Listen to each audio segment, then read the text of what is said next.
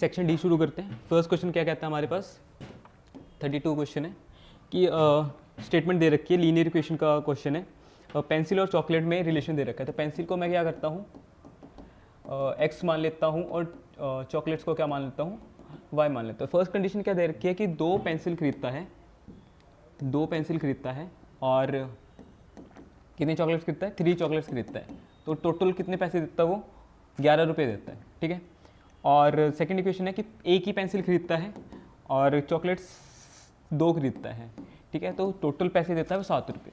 हमसे पूछे कि नंबर ऑफ चॉकलेट्स, अच्छा price of 1 chocolate, price of 1 pencil की निकालनी है, ठीक है। तो हमने ये प्राइस माननी है, नंबर नहीं मानने, 2 नंबर तो दे रखे थे, ठीक है। ग्राफिकली, अच्छा find the cost of pencil, graphically, अच्छा ग्राफिकली सॉल्व करना है, ठीक है। ये आ गया, ठीक है। 1 2 3 4 5 6 7 -1 -2 -3 -4 -5 -6 1 -2 -3 4 5 6 7 1 2 3 4 5 6 7, ठीक है। सॉल्व करते हैं। फर्स्ट इक्वेशन अगर मैं लेके चलता हूँ 2x + 3y = 11, ठीक है। 2 ही सोल्यूशन बनाएंगे हम, ज़्यादा नहीं, ठीक है। अगर x को 0 रखता हूँ, y डेसिमल में आ रहा है, तो अगर मैं x को 1 रखता हूँ तो y, ठीक है। अगर मैंने x को यहाँ पे 1 रखा ना, तो यहाँ पे 2 आया, 2 उधर जाके 11 - 2 9, और 3 को अगर मैं नीचे फेंकूंगा 3 3 = 9, तो y 3 आ गया, ठीक है। और अगर y को मैं 1 रखता हूँ तो उधर जाके 11 - 3 8, हाँ ठीक है। अगर मैं यहाँ पे y को 1 रखता हूँ तो 11 - 3 8, 4 8/2 4, ठीक है। फर्स्ट आ गया। सेकंड सॉल्व करते हैं। x + 2y = 7, 2 ही सोल्यूशन लूंगा यहाँ पे भी, x और y। अगर y 0 है तो x 7 आ जाएगा, y 0 पुट करो, x 7 आ गया। अगर मैं x को 1 रखता हूँ, उधर जाके -1 बनेगा, 7 - 1 6, और 6/2 3 बन जाएगा, तो y हमारे पास 3 आ रहा है जब x 1 आ रहा है, ठीक है। तो अच्छा ये सेम सोल्यूशन आ गया ना, तो मैं थोड़ा सा चेंज, एक और सोल्यूशन लेना पड़ेगा मेरे को यहाँ पे, ताकि डिफरेंट बने, ठीक है। या फिर एक से भी काम चल जाएगा, कोई दिक्कत नहीं है। प्लॉट करके देखते हैं। x1 y3 ये पॉइंट आ रहा है, ठीक है, इसको बाद में लिख देंगे 1 3, और दूसरा है 4 1, 4 और 1 ये पॉइंट आ रहा है, ठीक है। इसको अगर मैं यहाँ पे प्लॉट करूँ, क्या आता है फिर हमारे पास,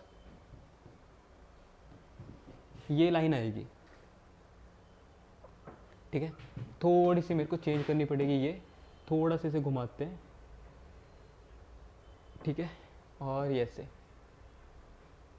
ठीक है, ये लाइन आ रही है। दूसरा हमारे पास इस लाइन की इक्वेशन लिखनी पड़ती है वहाँ पे, ठीक है। इस लाइन की इक्वेशन मैं यहाँ पे रिप्रेजेंट कर देता हूँ, 2x + 3y = 11। सेकेंड इक्वेशन हमारे पास ये x7 y 0 ये पॉइंट है 7 0, इसका है 1 3, x1 y3, ठीक है। तो सेम चीज़ आ रही है x1 y3, तो सेकेंड इक्वेशन हमारे पास बनेगी, इसी का क्लोन बना लेते हैं, अच्छा रहेगा। कलर चेंज कर देंगे और रेड कर देते हैं, दिखाई दे रहा है रेड, नहीं सारा रेड हो गया, ग्रीन कर देते हैं, ठीक है। और इसको मैं यहाँ पे लेके आऊँगा, यहाँ पे, और थोड़ा सा चेंज हुआ है तो ऐसे, थोड़ा सा और चेंज करूँगा, ऐसे, थोड़ा सा ऐसे, ठीक है। अब बढ़िया है, इसको थोड़ा सा ये लिखते हैं और इसको भी थोड़ा सा, दिखने में अच्छा हो जाएगा, ठीक है। तो ये इक्वेशन है हमारे पास, तो इसका सोल्यूशन यहीं पे आएगा जो इसकी पॉइंट ऑफ इंटरसेक्शन है। इस लाइन की इक्वेशन में यहाँ पे लिखूंगा x + 2y = 7। सोल्यूशन का मतलब होता है point of intersection. Point of intersection यहाँ क्या है 1 3, तो यहाँ पे आप लिख दोगे सोल्यूशन = 1 3, ठीक है। तो x हमने माना था प्राइस ऑफ पेंसिल, तो x की वैल्यू है 1, y की वैल्यू है 3, तो 1 चॉकलेट की 1 पेंसिल की प्राइस आएगी ₹3 और इसकी आएगी ₹1 और 3, ठीक है। तो ये सोल्यूशन था।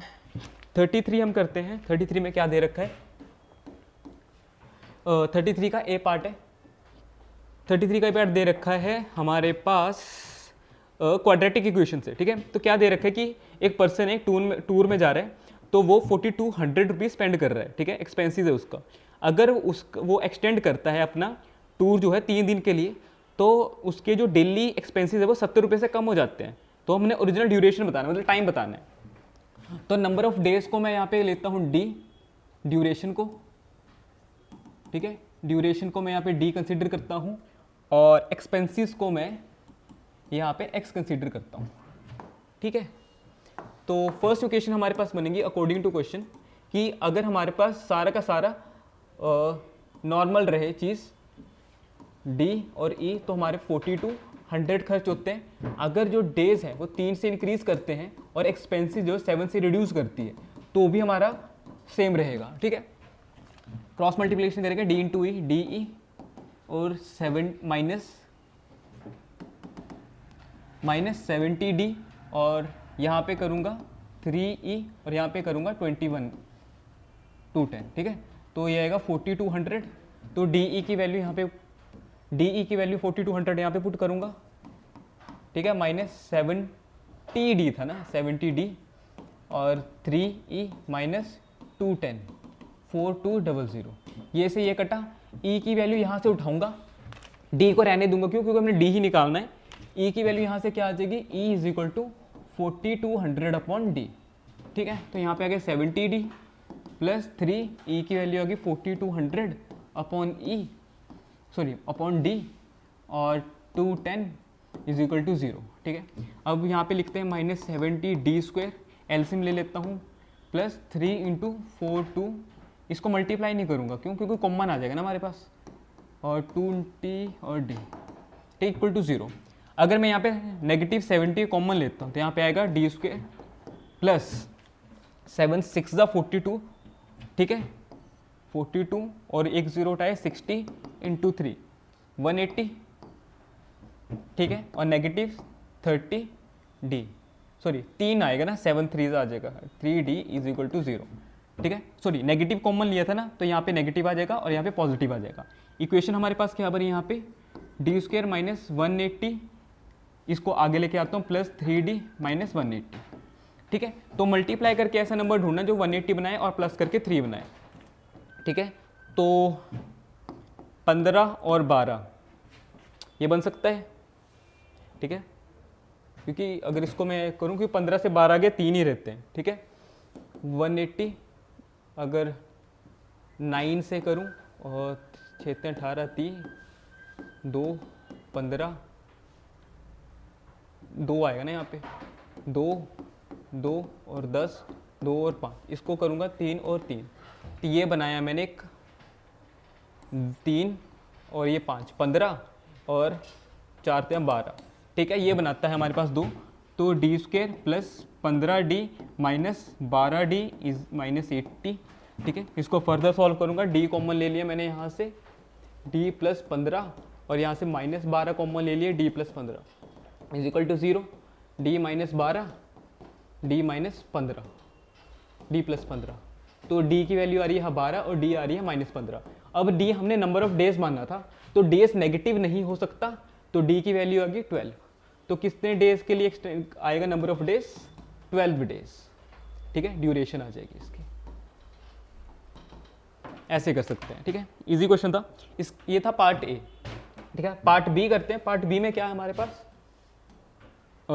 ट्राइंगल है, राइट एंगल ट्राइंगल है, बनाते हैं राइट एंगल ट्राइंगल हम, ठीक है। ये राइट एंगल ट्राइंगल आ गया और इसका एरिया दे रखा है 600। अब हमें पता है राइट एंगल ट्राइंगल का एरिया होता है half into base into height, तो 600, तो बेस इंटू हाइट क्या आ जाएगी 1200, ठीक है। और एक कंडीशन दे रखी है, the base of a triangle, base है हमारा b, इसका मतलब होता है इक्वल टू, एक्सीड्स का मतलब 10 प्लस हाइट, परपेंडिकुलर डिस्टेंस से 10 एक्सीड कर रहा है, तो b की वैल्यू यहाँ पे उठा के पटक दो, तो 10 प्लस h और h यहाँ पे रहेगा और 1200, तो 10h और h² इज इक्वल टू 1200, तो h² प्लस 10h माइनस ये, ठीक है, मल्टीप्लाई करके आना चाहिए 1200 और प्लस करके आना चाहिए 10, तो कितना बनता है 40 और 30 बन सकता है ना, तो 40h माइनस 30h, -1200, तो ये बनेगा h कॉमन निकालूंगा h प्लस 40 और -30 कॉमन निकालूंगा तो h plus 40 is equal to 0। तो h 30 आ रहा है और h 40, ठीक है। एक तो h आ रहा है 30 और एक h आ रहा है -40। हमें पता है हाइपोटेनिस एक लेंथ है, तो लेंथ कभी भी नेगेटिव नहीं हो सकती, तो h की वैल्यू आ गई 30। तो find the other two sides are divided in the same ratio, sorry अलग है। Find the all 3 dimension of a triangle, ठीक है।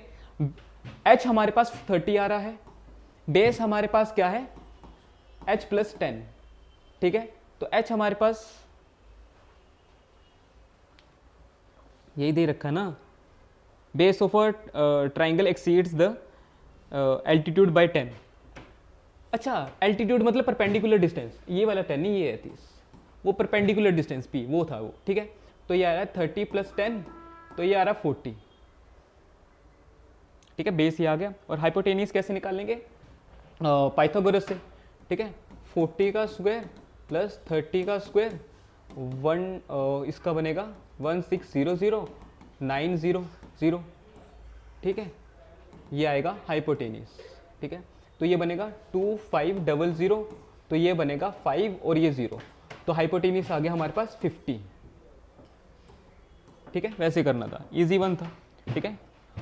और ये था बी पार्ट हमारा, ठीक है। 34th क्वेश्चन क्या कहता है, ये पार्ट जो सेट 3 है उसका 32 क्वेश्चन है, ठीक है। 32 क्वेश्चन पहले से सॉल्व है, वो यहीं से एक्सप्लेन कर देता हूँ मैं। 32, ठीक है, ये रहा 32 का बी पार्ट है ना।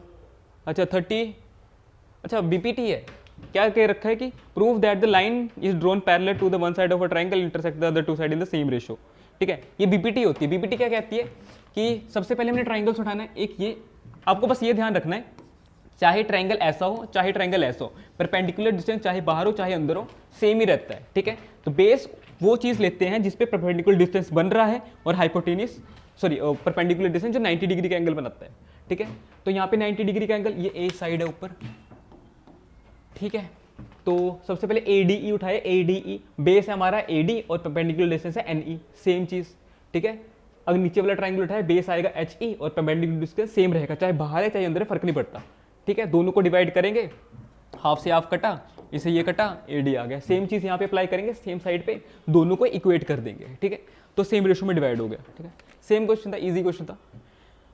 और पार्ट है इसका, नेक्स्ट है यहाँ पे और पार्ट है इसका कि हमारे पास 90 सेंटीमीटर दे रखा, 3.6 सेंटीमीटर देखा, 93.6, और लेंथ ऑफ द शेडो निकालनी है, ये वाली शेडो निकालनी है, एक्स निकालनी है, ठीक है। और स्पीड दे रखी है 1.2, स्पीड दे रखी है 1.2 मीटर पर सेकेंड, ठीक है। और कितने सेकंड में, 4 सेकंड में, ये टाइम भी दे रखा है, ठीक है। तो सबसे पहले क्या करना है, स्पीड पहले वही डिस्टेंस स्पीड इनटू टाइम, इन दोनों को मल्टीप्लाई करेंगे तो डिस्टेंस आ जाएगा किसका, BD का डिस्टेंस आएगा, ये स्पीड, और अगर मैं टाइम को मल्टीप्लाई करूंगा ना, हमारे पास डिस्टेंस आ जाएगा स्पीड इनटू टाइम से, ठीक है। तो हमने क्या निकालना है, एक्स निकालना है। तो सबसे पहले वही, या फिर सिमिलैरिटी लगा लो या फिर कॉन्ग्रुएंसी, कुछ भी कर सकते हो, ठीक है। तो यहाँ पे सिमिलैरिटी, दोनों एंगल 90-90 और एंगल कॉमन, दोनों ट्राइंगल सिमिलर हो गए, फिर रेशो डिवाइड कर दो, AB अपॉन CE CD और BE upon DE, answer multiplication और फाइनल आंसर आ गया, ठीक है। ये भी सेंटीमीटर में रहेगा, मीटर में रहेगा, ठीक है। तो सेम क्वेश्चन था, इजी क्वेश्चन था, कोई दिक्कत नहीं है इसमें। नेक्स्ट चलते हैं, नेक्स्ट हमारे पास क्या क्वेश्चन है, ठीक है। 35th क्वेश्चन क्या कहता है, ये सेट सी का 35th क्वेश्चन था, ठीक है। तो ये रहा, ठीक है। इसमें क्या निकालना है हमने, फाइंड द मोड एज और मीडियन एज, मॉडल निकालना है और मीडियन निकालना है, सेम सीधा कर देंगे। मोड की वैल्यू निकाली, हाईएस्ट वैल्यू यहाँ पे हमारे पे 33 है, तो हमारे पास F1 33 आ गया, और F0 से पीछे वाली वैल्यू 21 और F2 से अगली वाली वैल्यू 11, ठीक है। बस वैल्यूज पुट के आंसर आ गया, ये तो सिंपल था। मीडियन कैसे आना था, n/2 some of the data कर दे, सम इन्होंने दे रखा था 100 पॉलिसी है, तो n हमारे पास कितना आ जाता, 100, n/2 से 50, प्लस करके देखते, यहाँ पे प्लस किया होगा। फ्रीक्वेंसी CF निकालना पड़ना था ना, यहाँ पे CF क्या आएगा, यहाँ पे प्लस करके, अगर F को प्लस करूंगा CF क्या आएगा, 2, 4 + 2 6, और 18 + 6 ऐसे ऐड करते चलते वो नंबर आ जाते हैं, ठीक है। ये एफ है, सी एफ वहाँ से आता, डायरेक्ट वैल्यूज पुट करते आंसर आ जाता। इजी क्वेश्चन था, ठीक है। इसमें मिसिंग फ्रीक्वेंसी वाला क्वेश्चन ही नहीं था कि आपको सॉल्व करना पड़ता, ठीक है। तो रहता है पार्ट ई। पार्ट ई में अगर आप ध्यान दो कि सारे सेट में सेम क्वेश्चन रिपीट हुए थे, चाहे सेट ए देख लो, बी देख लो, सी देख लो। तो सेट सी में मैंने सर ने ये सारे के सारे क्वेश्चन डिस्कस किए हैं, तो अब वहाँ से कर लेना, ठीक है। सेट ए में भी सेम थे क्वेश्चन। तो आज की वीडियो बस इतना ही करते हैं, यही थे सेट ए के जो भी क्वेश्चन थे। Thank you.